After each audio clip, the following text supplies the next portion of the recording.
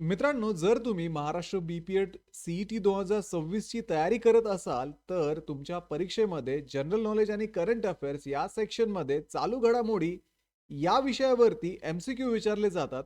आणि आजच्या या व्हिडिओमध्ये आपण या सेक्शनमधून महत्त्वाचे एमसीक्यू पाहणार आहोत. सोबतच विद्यार्थी मित्रांनो, त्या एमसीक्यूजची उत्तरं पाहत असताना त्या उत्तरांच्या मागची पार्श्वभूमी सुद्धा जाणून घेण्याचा प्रयत्न करणार आहोत. तर हॅलो विद्यार्थी मित्रांनो, मी तुमचा एज्युकेटर अरविंद आणि तुमचं स्वागत आहे ग्लोबल ऑनलाईनमध्ये. मित्रांनो, महाराष्ट्र बीपीएड सीईटी साठी असणारी जी लाईव्ह बॅच आहे ती ग्लोबल ऑनलाईनमध्ये 15 डिसेंबर पासून सुरू झाली आहे. या बॅचमध्ये तुम्हाला डेली लाईव्ह क्लासेस दिले जातात. सोबतच विद्यार्थी मित्रांनो, रेकॉर्डेड लेक्चर सुद्धा इथे अवेलेबल असतात. संपूर्ण अभ्यासक्रमाच्या अपडेटेड नोट्स असतील, 50 पेक्षा अधिक मॉक टेस्ट आणि 2000 पेक्षा अधिक एमसीक्यू सुद्धा तुम्हाला या बॅच मध्ये दिले जातात. तर डेली लाईव्ह क्लासेस आणि मल्टिपल रिव्हिजन्सच्या माध्यमातून तुमचा संपूर्ण सिलेबस परीक्षेपूर्वी कव्हर केला जातो आणि तुम्हाला या परीक्षेसाठी रेडी केलं जातं. तर विद्यार्थी मित्रांनो, बॅचला जॉईन करण्यासाठी स्क्रीनवरती दिलेल्या नंबरवरती तुम्ही व्हॉट्सअप करू शकता किंवा प्ले स्टोअरवरती जाऊन तिथेही ग्लोबल ऑनलाईन ॲपमध्ये महाराष्ट्र बीपीएड सीईटी हा कोर्स तुम्ही जॉईन करू शकता. तर विद्यार्थी मित्रांनो, लवकरात लवकर या बॅचला जॉईन करा आणि महाराष्ट्रातल्या टॉपच्या बीपीएड कॉलेजमध्ये ॲडमिशन घेण्याची तयारी आत्ताच सुरू करा. प्रश्न आहे, what is the IUCN status of southern right whales that was recently seen in a news? तर सदन राईट व्हेल या प्रजातीची जी अलीकडेच चर्चेत होती, IUCN स्थिती काय आहे? तर इथे तुम्हाला ऑप्शन्स दिलेत.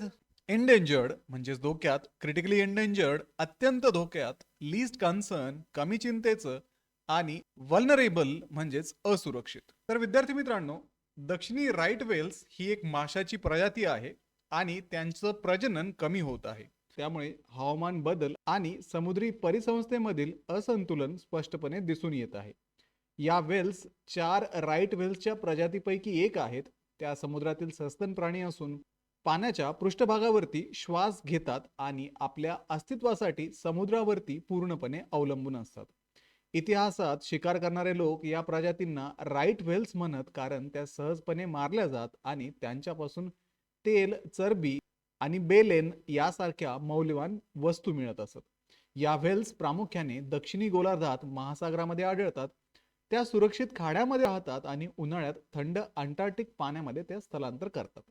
आंतरराष्ट्रीय निसर्ग संवर्धन संघटना म्हणजेच IUCN यांच्या रेड लिस्टनुसार त्यांची संवर्धन स्थिती ही लिस्ट कन्सर्न म्हणजे तुलनेने कमी जोखमीची आहे.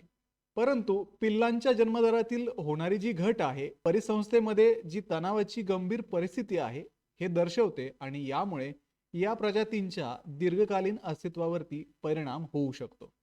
त्यामुळे या प्रश्नाचं योग्य उत्तर असणार आहे ऑप्शन सी, लीस्ट कन्सर्न कमी चिंतेचे. पुढचा प्रश्न आहे, what is mean by the term fomoflation that was recently seen in a news? तर फोमोफ्लेशन या संज्ञेचा अर्थ काय आहे जी अलीकडेच चर्चेत होती? ऑप्शन्स दिलेत तुम्हाला. Inflation caused by increase in fuel prices. Option B आहे inflation caused by government monetary policy, inflation driven by panic buying and fear of scarcity, inflation due to high production cost. इंधनाच्या किमती वाढल्यामुळे होणारी चलनवाढ, सरकारी चलनविषयक धोरणामुळे होणारी चलनवाढ, कमतरतेच्या भीतीमुळे व घबराटीने खरेदीमुळे होणारी चलनवाढ आणि उत्पादन खर्च वाढल्यामुळे होणारी चलनवाढ. तर विद्यार्थी मित्रांनो, अमेरिकेच्या राष्ट्राध्यक्षांनी अलीकडेच एक जाहीरनामा स्वाक्षरी करून वार्षिक H1B व्हिसा शुल्क $1,00,000 पर्यंत वाढवले आहे. या अचानक वाढीमुळे बाजारामध्ये घबराट निर्माण झाली आणि मागणी व किमती दोन्ही झपाट्याने वाढल्या. यालाच फोमोफ्लेशन असे म्हटले जाते. फोमोफ्लेशन हा शब्द फोमो म्हणजेच फिअर ऑफ मिसिंग आउट, काहीतरी गमावण्याची भीती, यामुळे निर्माण होणारा कृत्रिम चलनवाढीचा प्रकार आहे. जेव्हा लोकांना एखादी वस्तू दुर्मिळ होईल किंवा मिळणार नाही अशी भीती वाटते, तेव्हा ते आवश्यकतेपेक्षा जास्त खरेदी करतात. त्यामुळे खोटी मागणी तयार होते आणि किमती वास्तवापेक्षा जास्त वेगाने वाढतात. सामान्यतः चलनवाढ ही अर्थव्यवस्थेतील मोठ्या घटकांमुळे, जसं की उत्पादन खर्च, व्याजदर, पुरवठा साखळी इत्यादीमुळे होते. तर फोमोफ्लेशन ही मुख्यतः मानसिक वर्तनशास्त्रातून निर्माण होते. त्यामुळे या प्रश्नाचं योग्य उत्तर आहे option C, inflation driven by panic buying and fear of scarcity, कमतरतेच्या भीतीमुळे व घबराटीने खरेदी केल्यामुळे होणारी चलनवाढ. पुढचा प्रश्न पाहूयात. 5 beaches in Maharashtra have received the international blue flag certification which organisation awards the blue flag certification. महाराष्ट्रातील 5 समुद्र किनाऱ्यांना आंतरराष्ट्रीय ब्ल्यू फ्लॅग प्रमाणपत्र मिळाले आहे. हे प्रमाणपत्र कोणती संस्था प्रदान करते? ऑप्शन्स आहेत. युनायटेड नेशन एन्व्हायरमेंट प्रोग्राम, संयुक्त राष्ट्र पर्यावरण कार्यक्रम, Denmark's Foundation of Environmental Education, डेन्मार्कची Foundation for Environmental Education, option C World Wide Fund for Nature आणि option D International Union for Conservation of Nature IUCN. तर विद्यार्थी मित्रांनो, महाराष्ट्रातील 5 समुद्र किनाऱ्यांना अलीकडेच आंतरराष्ट्रीय दर्जाची ब्ल्यू फ्लॅग प्रमाणपत्र म्हणजेच ब्ल्यू फ्लॅग सर्टिफिकेशन मान्यता मिळाली आहे. हे मानांकन मिळालेले किनारे म्हणजे रायगड जिल्ह्यातील श्रीवर्धन आणि नागाव, पालघर जिल्ह्यातील पारनाका, तसेच रत्नागिरी जिल्ह्यातील गुहागर आणि लाडघर. ही घोषणा महाराष्ट्र राज्याच्या महिला व बालविकास मंत्री आदिती तटकरे यांनी केली. तर ब्ल्यू फ्लॅग प्रमाणपत्र म्हणजे काय? ब्ल्यू फ्लॅग प्रमाणपत्र हे डेन्मार्कमधील Foundation for Environmental Education that is FEE या संस्थेकडून दिले जाते. या प्रमाणपत्रासाठी 33 निकष तपासले जातात, ज्यात स्वच्छता, सौंदर्य, पर्यावरण, शाश्वतता, पाणी गुणवत्ता, सुरक्षा आणि सुविधा यांचा समावेश असतो. हे प्रमाणपत्र मिळणे म्हणजे त्या किनाऱ्याने आंतरराष्ट्रीय दर्जाची स्वच्छता, पर्यावरणीय जबाबदारी आणि पर्यटनासाठी सुरक्षितता यांचे निकष पूर्ण केले आहेत हे दर्शवते. तर याचं महत्त्व म्हणजे या यशामुळे महाराष्ट्राने आपल्या समुद्र किनाऱ्यांना पर्यावरणपूरक आणि शाश्वत पर्यटनाचे केंद्र बनवण्याच्या बांधिलकीची पुन्हा एकदा प्रचिती दिली आहे. त्यामुळे या प्रश्नाचं योग्य उत्तर आहे Denmark's Foundation for Environmental Education. Option B, डेन्मार्कची Foundation for Environmental Education FEE. पुढचा प्रश्न पाहूयात. What is the rank of India in 2025 Henley Passport Index. 2025च्या हेनले पासपोर्ट इंडेक्स मध्ये भारताचा क्रमांक कितवा आहे? तर विद्यार्थी मित्रांनो, भारताचा पासपोर्ट 2025च्या हेनले पासपोर्ट इंडेक्स मध्ये 85व्या स्थानावरती आहे, जो 2024च्या तुलनेत 5 स्थानांनी खाली आला आहे. भारतीय नागरिकांना सध्या 57 देशांमध्ये व्हिसाशिवाय प्रवास करण्याची परवानगी आहे, तर मागील वर्षी ही संख्या 59 होती. हेनले पासपोर्ट इंडेक्स म्हणजे काय? तर हा एक जागतिक क्रमांक सर्व 199 देशांच्या पासपोर्टना त्यांच्या व्हिसा मुक्त प्रवेश क्षमतेच्या आधारे देण्यात येतो. जितक्या जास्त देशांमध्ये एखाद्या देशाच्या नागरिकांना व्हिसा न घेता प्रवास करता येतो, तितका त्यांचा पासपोर्ट अधिक प्रभावी समजला जातो. 2025 मधील या यादीत सिंगापूर हा पहिल्या क्रमांकावरती असून त्याच्या नागरिकांना 193 देशांमध्ये व्हिसाशिवाय प्रवेश मिळतो. दुसऱ्या आणि तिसऱ्या स्थानावरती दक्षिण कोरिया आणि जपान आहे, ज्यामुळे आशियाई देशांची जागतिक प्रभावशाली भूमिका अधोरेखित होते. युरोपातील जर्मनी, इटली, स्पेन आणि स्वित्झर्लंड ही देशही सुरुवातीच्या 10 मध्ये आहेत. भारतीय पासपोर्ट धारकांसाठी व्हिसा मुक्त हे 12 देश आहेत. त्यामध्ये Bhutan, Indonesia, Mauritius, Nepal, Trinidad आणि टोबॅगो यासारखे 12 देश भारतीय नागरिकांना व्हिसाशिवाय प्रवास करण्यास मुभा देतात.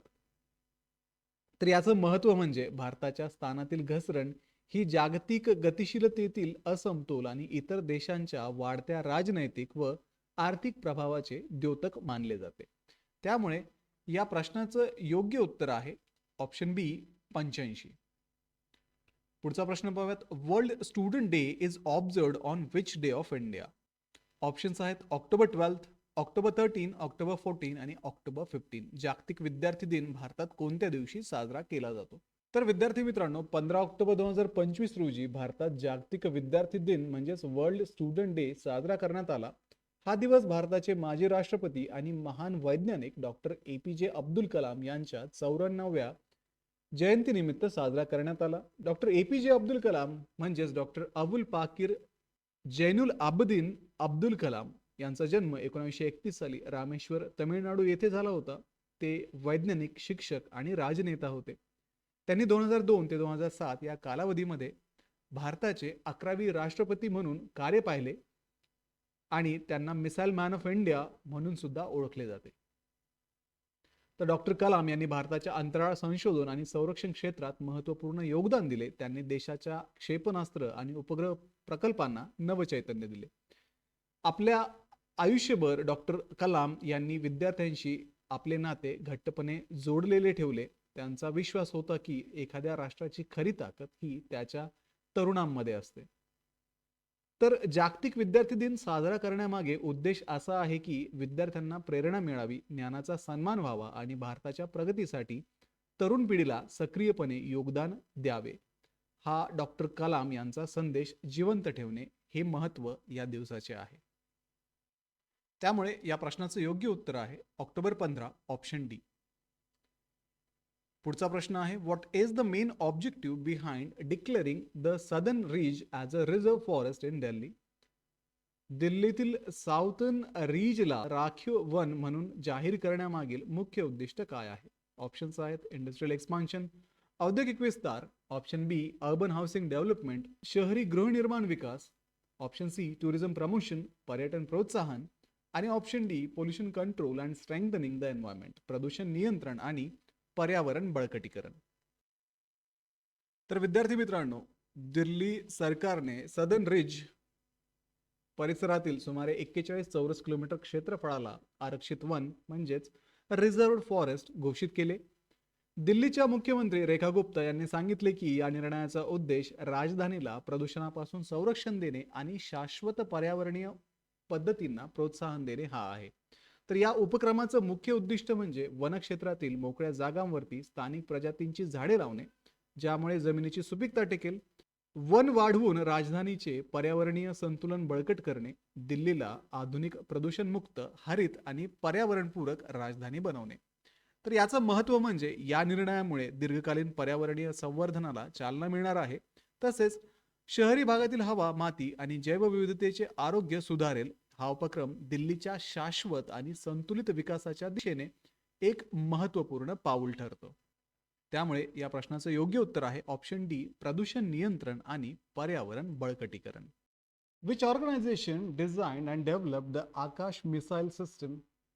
आकाश क्षेपणास्त्र प्रणाली रचना आणि विकास कोणत्या संस्थेने केला?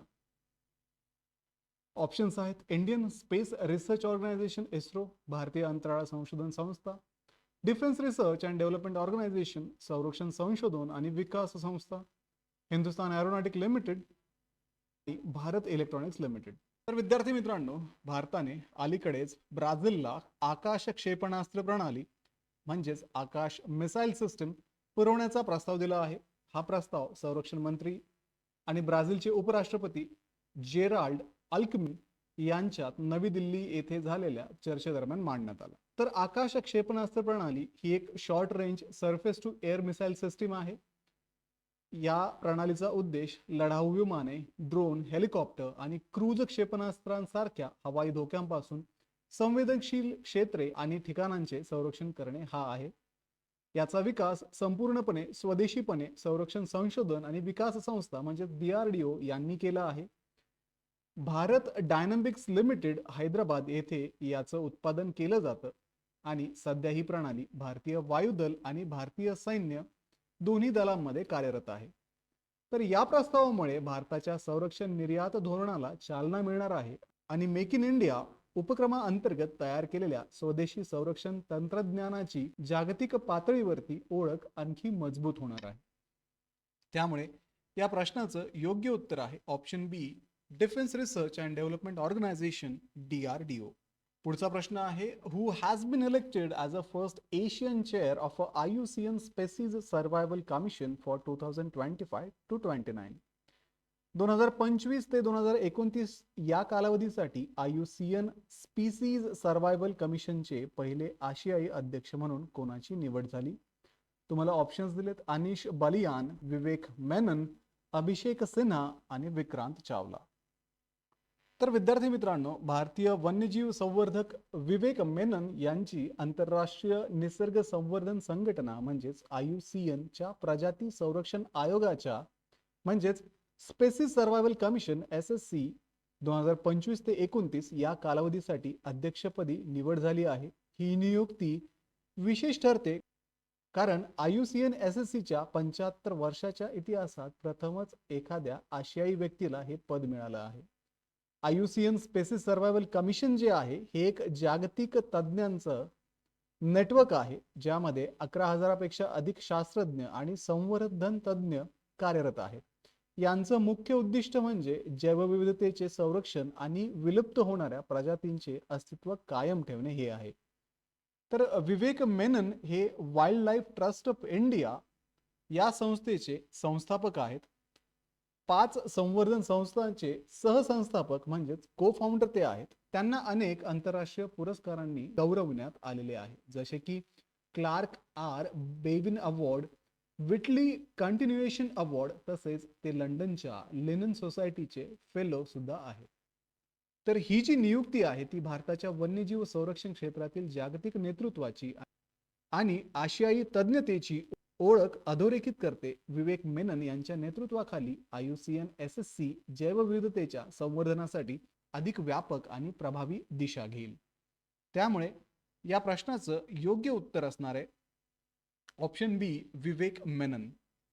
पुढचा प्रश्न पाहूयात. Which country has been elected as a co chair of UN Global Geospatial Regional Committee for 2025 to 28 2025 ते 28 या कालावधीसाठी UN ग्लोबल जिओस्पेशियलच्या प्रादेशिक समितीचे सहअध्यक्ष म्हणून कोणत्या देशाची निवड झाली? तुम्हाला ऑप्शन इथे दिलेत: नेपाळ, श्रीलंका, म्यानमार आणि इंडिया. तर विद्यार्थी मित्रांनो, भारताची अलीकडेच संयुक्त राष्ट्रांच्या जागतिक भूस्थानिक माहिती व्यवस्थापनासाठी आशिया आणि पॅसिफिक क्षेत्रीय समितीच्या सहअध्यक्षपदी म्हणून निवड झाली. ही जबाबदारी भारत पुढील 3 वर्ष म्हणजेच 2028 पर्यंत पार पाडेल. ही संस्था जी आहे ती संयुक्त राष्ट्राच्या ग्लोबल जिओस्पेशियल इन्फॉर्मेशन मॅनेजमेंट तज्ञ समितीच्या 5 क्षेत्रीय समित्यांपैकी एक आहे. या समितीचे कार्य म्हणजे विविध देशांमध्ये भूस्थानिक माहितीचे उत्पादन, उपलब्धता आणि वापर यासंबंधी धोरणात्मक निर्णय घेणे. ती राष्ट्रीय, प्रादेशिक आणि जागतिक धोरण निर्मितीमध्ये भूस्थानिक माहितीचा प्रभावी वापर सुनिश्चित करणारी मुख्य आंतरसरकारी संस्था आहे. तर या निवडीमुळे भारताचा भूस्थानिक तंत्रज्ञान आणि डेटा व्यवस्थापन क्षेत्रातील जागतिक नेतृत्व अधिक बळकट होईल. तसेच आशिया पॅसिफिक प्रदेशात डेटा आधारित नियोजन, हवामान कृती आणि शाश्वत विकास उद्दिष्टे साध्य करण्यासाठी भारताची भूमिका अधिक प्रभावी बनेल. त्यामुळे या प्रश्नाचं योग्य उत्तर असणार आहे ऑप्शन डी, भारत म्हणजेच इंडिया. पुढचा प्रश्न पाहूयात. Which country made history by becoming the second smallest country to qualify for the FIFA world cup after Iceland? तर आयसलँड नंतर FIFA वर्ल्ड कप साठी पात्र ठरलेला दुसऱ्या क्रमांकाचा सर्वात लहान देश म्हणून इतिहास कोणी घडवला? ऑप्शन्स आहेत तुवालू, माल्टा, फिजी आणि केप वर्डे. तर विद्यार्थी मित्रांनो, अलीकडेच केप वर्डे या देशाने इतिहास घडवला आहे. 2018 मधील आयसलँड नंतर FIFA विश्वचषकासाठी पात्र ठरणारा दुसरा सर्वात लहान देश म्हणून तो ओळखला जात आहे. या उलट भारत 2027 आशिया कप साठी पात्र ठरू शकला नाही, कारण गोव्यात झालेल्या सामन्यात भारताचा विश्व क्रमवारीत 158व्या स्थानावरील सिंगापूरकडनं पराभव झाला. तर केप वर्डे याला कोबो वर्डे असेही म्हणतात. हा देश अटलांटिक महासागरातील 10 बेटांच्या द्वीपसमूहातील एक आहे. तो आफ्रिकेच्या पश्चिम किनाऱ्यापासून सुमारे 620 किलोमीटर अंतरावरती आहे. या देशाचे नाव सेनेगल मधील केप वर्डे या भूभागावरनं ठेवलेले आहे. तर केप वर्डेचे हे यश लहान राष्ट्रांच्या क्रीडा क्षमतेचे प्रेरणादायी उदाहरण आहे. तर भारतासाठी हा पराभव फुटबॉल संरचना, प्रशिक्षण आणि धोरणावर पुनर्विचार करण्याची गरज अधोरेखित करतो. त्यामुळे या प्रश्नाचं योग्य उत्तर असणार आहे ऑप्शन डी, केप वर्डे. प्रश्न आहे, where was the rare species of a fungus Hygrocybe pellucida recently cited for the first time in Telangana? दुर्मिळ बुरशी हायग्रोसाइब पेलुसिडा ही प्रजाती तेलंगणामध्ये प्रथमच कुठे आढळली? ऑप्शन्स दिले आहेत तुम्हाला: एटनागारम वन्यजीव अभयारण्य, कव्वाल व्याघ्र प्रकल्प, आम्राबाद व्याघ्र प्रकल्प आणि मृगवनी राष्ट्रीय उद्यान. तर विद्यार्थी मित्रांनो, अलीकडेच दुर्मिळ बुरशी हायग्रोसाइब पेलुसिडा प्रथमच तेलंगणातील कव्वाल टायगर रिझर्व येथे आढळली. ही बुरशी हायग्रोफोरेसी कुटुंबातील असून तिच्या तेजस्वी मेणासारख्या आणि रंगबिरंगी रूपाने ओळखली जाते. अशा प्रकारच्या बुरशी सहसा गवताळ प्रदेशात, मॉसने झाकलेल्या जंगलाच्या जमिनीवरती तसेच पोषक तत्वे कमी असलेल्या अधिवासामध्ये आढळतात. त्यांच्या चमकदार पृष्ठभागामुळे त्यांना सामान्यतः वॅक्स कप असे म्हटले जाते. हायग्रोसाइप पेलुसिडा ही प्रजाती प्रथमच 2024 मध्ये केरळमध्ये एक नवीन प्रजाती म्हणून ओळखली गेली. हायग्रोसाइब या वंशात जगभरात सुमारे 350 प्रजाती आढळतात. तिचा शोध तेलंगणासाठी एक महत्वपूर्ण जैवविविध्य नोंद मानली जाते. त्यामुळे या प्रश्नाचं योग्य उत्तर आहे कवाळ टायगर रिझर्व, कवाळ व्याघ्र प्रकल्प, ऑप्शन बी. पुढचा प्रश्न आहे, Who became the first Indo-Numan compound archer to win a medal at the Archery World Cup final? Archery world cup final मध्ये पदक जिंकणारी पहिली भारतीय महिला कंपाऊंड आर्चर कोण ठरली? ऑप्शन्स दिले तुम्हाला, दीपिका कुमारी, ज्योती सुरेखा वेनम, मधुरा धामणगावकर, रिमिळ बुरी. तर विद्यार्थी मित्रांनो, भारतीय स्टार धनुर्धारी ज्योती सुरेखा वेनम हिने इतिहास रचत आर्चरी वर्ल्ड कप फायनल मध्ये पदक जिंकणारी पहिली भारतीय महिला कंपाऊंड धनुर्धारी म्हणून नोंद केली. तिने नानजिंग चायना येथे झालेल्या स्पर्धेत ग्रेट ब्रिटनच्या दुसऱ्या मानांकित एला गिब्सन हिला 150-145 अशा फरकाने पराभूत करून कांस्य पदक जिंकले. ज्योतीने 5ही एंड मध्ये परिपूर्ण अशी 15 टेन्स नोंदवली. तिने उपांत्य फेरीत USAच्या अलेक्सिस रुईज हिला 143-140 अशा गुणांनी पराभव केला. परंतु उपांत्य फेरीत जगातील क्रमांक 1 आंड्रिया बेकेरा, जी की मेक्सिकोची आहे, हिच्याकडून 143-145 अशा निम्म्या फरकाने तिला हार पत्करावी लागली. हे पदक म्हणजे हंगामाच्या शेवटच्या टप्प्यातील वर्ल्ड कप फायनल मध्ये भारताच्या महिलांच्या कंपाऊंड विभागातील पहिलेच पदक आहे. आणखी एक भारतीय धनुर्धारी मधुरा धामणगावकर हिला पहिल्याच फेरीत 142-145 असा पराभव पत्करावा लागला. त्यामुळे या प्रश्नाचं योग्य उत्तर आहे ऑप्शन बी, ज्योती सुरेखा वेनम. पुढचा प्रश्न आहे, the newly discovered plant species Tetrataenium manilalianum was found in which national park of Kerala? Tetrataenium manilalianum ही नव्याने शोधलेली वनस्पती प्रजाती केरळातील कोणत्या राष्ट्रीय उद्यानात आढळली? ऑप्शन्स आहेत Silent Valley National Park, Eravikulam National Park, Rudramukh National Park आणि पेरियार नॅशनल पार्क. तर विद्यार्थी मित्रांनो, संशोधकांनी अलीकडेच टेट्राटॅनियम मॅनिलालिनम नावाची नवीन वनस्पती प्रजातीचा शोध लावला असून यामुळे पश्चिम घाटाचे जैववैविध्य अधिक समृद्ध झाले. ही वनस्पती केरळच्या इदुक्की जिल्ह्यातील एराविकुलम नॅशनल पार्क येथे आढळली. या प्रजातीचे नाव प्रोफेसर KS मणिलाल, भारतीय अँजिओस्पर्म टॅक्झॉनॉमी संघटनेचे संस्थापक अध्यक्ष यांना श्रद्धांजली म्हणून देण्यात आले आहे. या वनस्पतीला पांढरी फुले येतात आणि रायझोम्स म्हणजेच कंद असतात आणि ती पावसाळ्यामध्ये फुलते. त्यामुळे या प्रश्नाचं योग्य उत्तर आहे एराविकुलम नॅशनल पार्क. पुढचा प्रश्न आहे, recently where is the titanium superalloy material plant inaugurated in Uttar Pradesh? उत्तर प्रदेशात टायटॅनियम आणि सुपरअलॉय मटेरियल्स प्लांटचे उद्घाटन अलीकडेच कुठे झाले? ऑप्शन्स आहेत लखनौ, कानपूर, गोरखपूर, मेरठ. तर विद्यार्थी मित्रांनो, संरक्षण मंत्री राजनाथ सिंग यांनी PTC इंडस्ट्रीज लखनौ येथे टायटॅनियम आणि सुपरअलॉय मटेरियल प्लांटचे उद्घाटन केले असून संरक्षण क्षेत्रातील स्वावलंबनाच्या दिशेने हा एक महत्त्वपूर्ण टप्पा मानला जातो.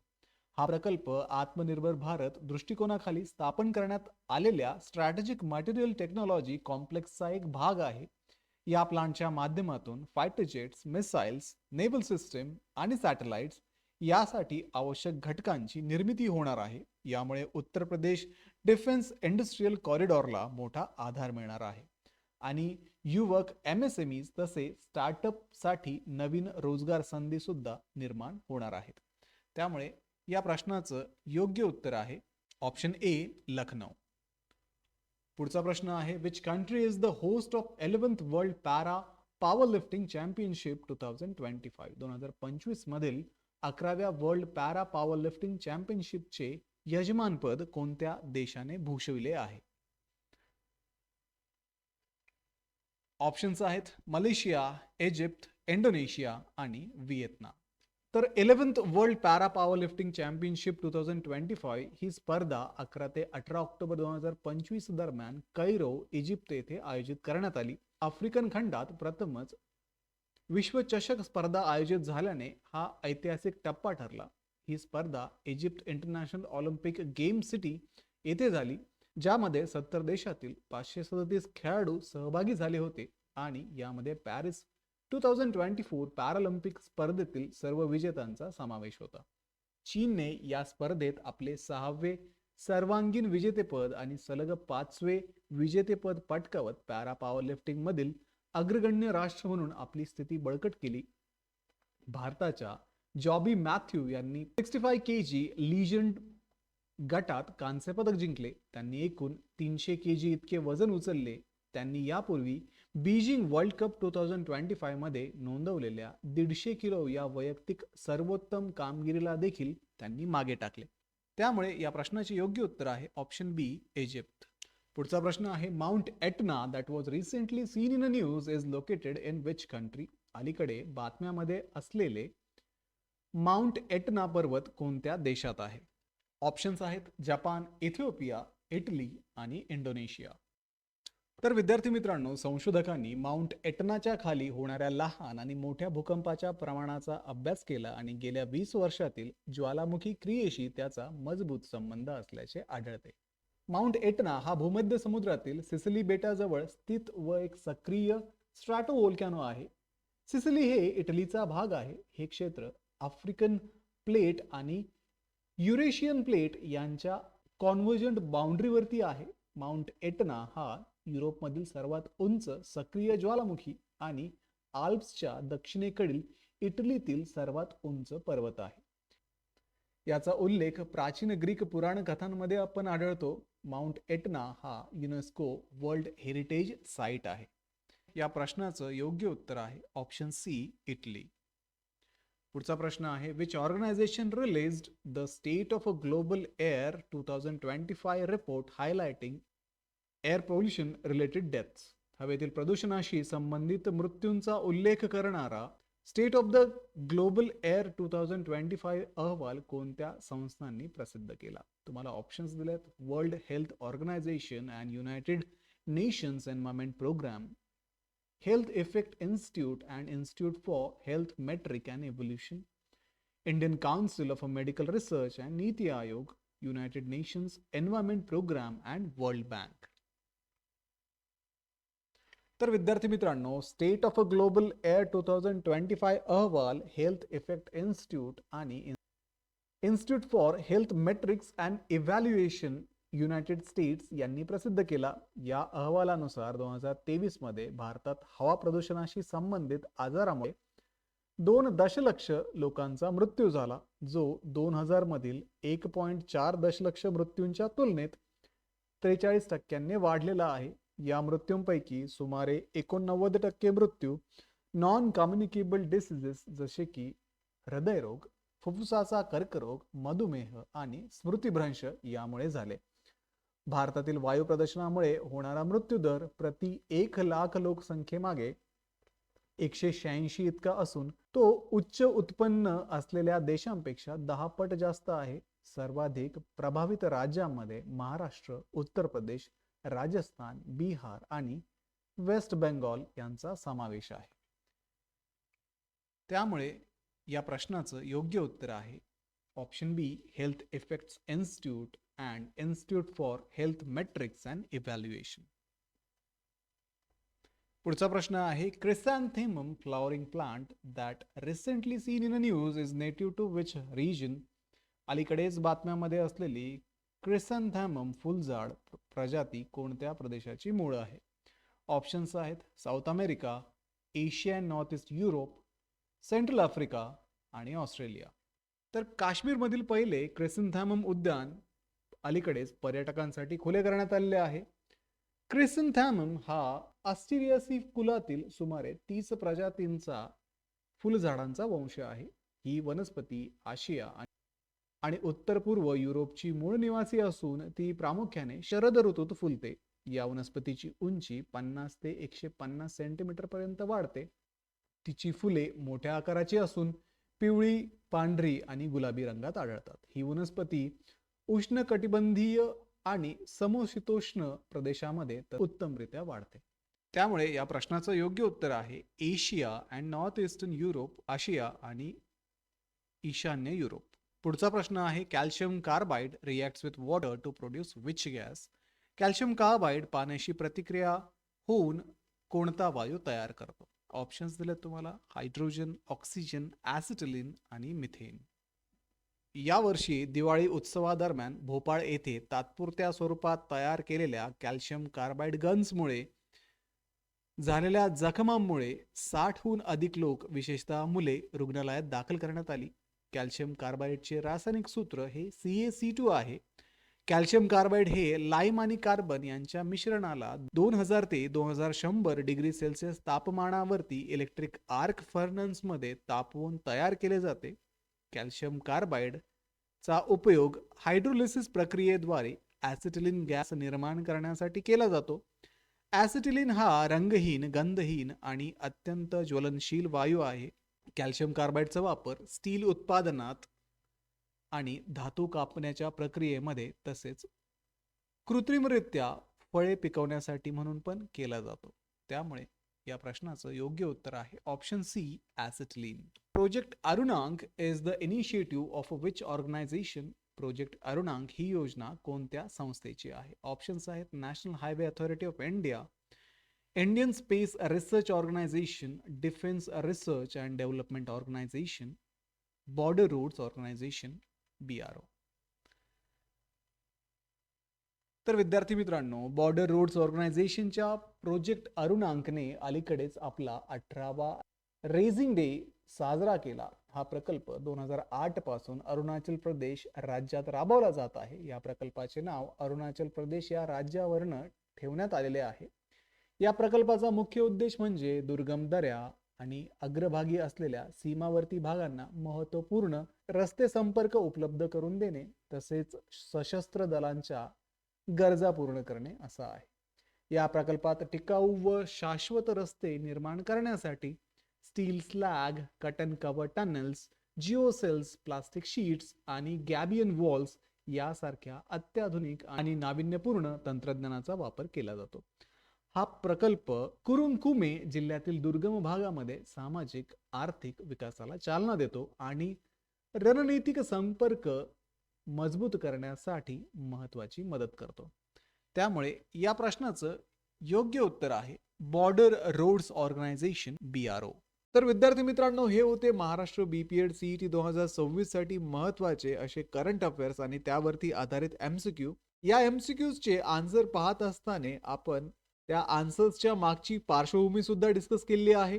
तर व्हिडिओला लाईक करा, तुमच्या मित्रांना हा व्हिडिओ शेअर करा, ग्लोबल ऑनलाईनला सबस्क्राईब करा. भेटूया पुढच्या व्हिडिओमध्ये. तोपर्यंत एक्झामचं प्रिपरेशन सुरूच ठेवा. थँक्यू.